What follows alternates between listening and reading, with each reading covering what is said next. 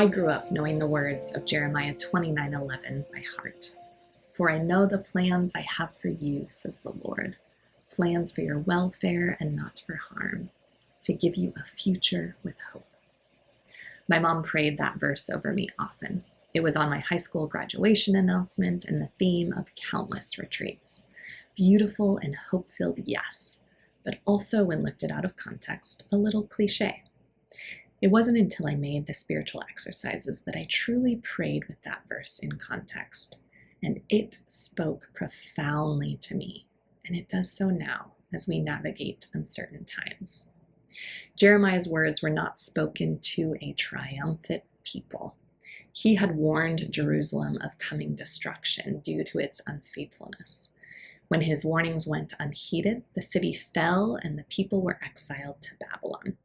And so it's there, in the dislocation of exile, that God speaks. Build houses, plant gardens, get married, raise children, seek the welfare of the city to which I have exiled you, for upon its welfare your own depends. That's the real heart of this passage.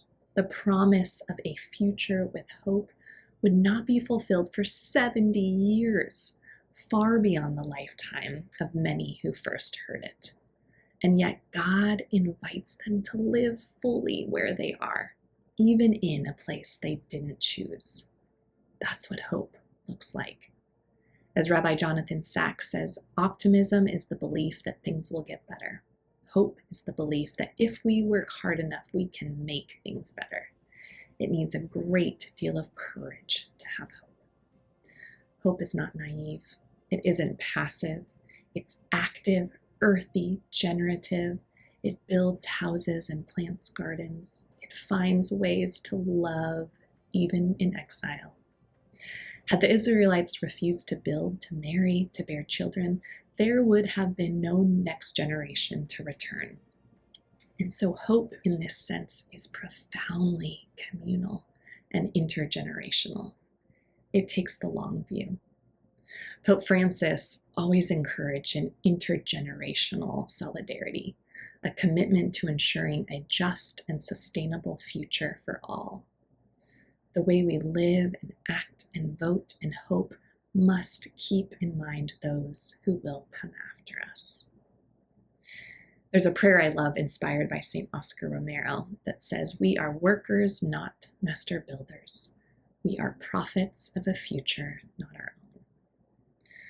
These words remind us that we may not see the full fruit of our efforts, but we are still called to plant, to love, to work, to hope.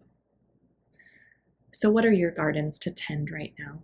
What relationships do you need to invest in, even in a season of uncertainty? What practices keep your spirit alive?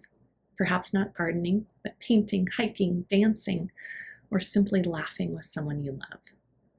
Exile does not merely have to be drudgery.